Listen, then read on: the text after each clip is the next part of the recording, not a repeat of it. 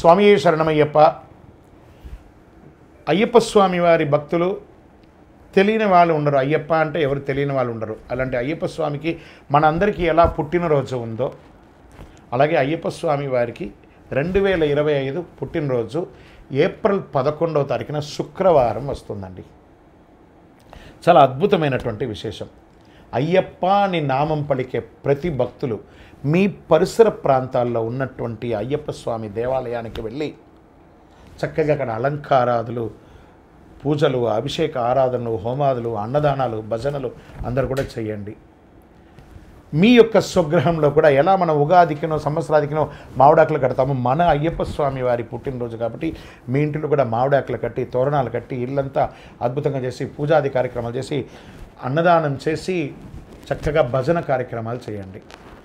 Brahmasri doctor yes Chandramouli గురుస్వామి గారి నిర్మించినటువంటి ప్రపంచంలో ఎక్కడా లేని విధంగా అయ్యప్ప స్వామి వారికి 18 అవతారముల దేవాలయాన్ని నిర్మించి సమాజానికి అంకితం ఇచ్చారు.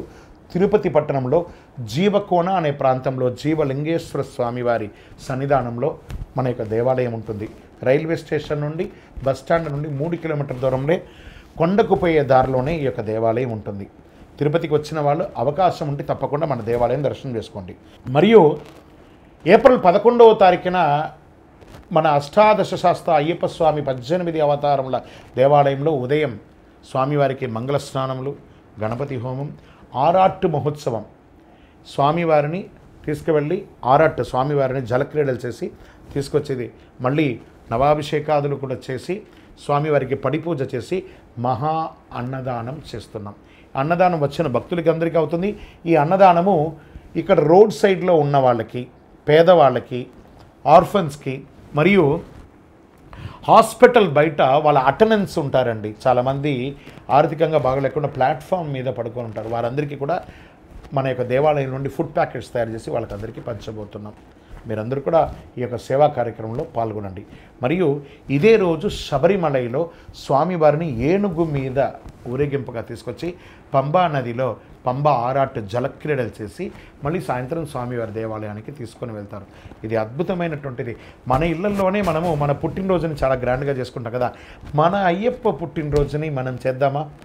రండి, అందరూ కలిసికట్టుగా అయ్యప్ప స్వామి వారి జయంతి ఉత్సవాన్ని దిగ్విజయం చేస్తాం. ఇది ఆసేతు హిమాచలం. దేశ విదేశాల్లో ఉన్న ప్రతి అయ్యప్ప భక్తులకి ఇది ఒక పండుగ అయినటువంటి ఒక రోజు. శరణమయ్యప్ప, శరణమయ్యప్ప, శరణమయ్యప్ప. పుట్టినందుకు ఒకసారైనా ఆ స్వామివారి యొక్క జయంతి ఉత్సవాన్ని దిగ్విజయం చేద్దాం. శరణమయ్యప్ప.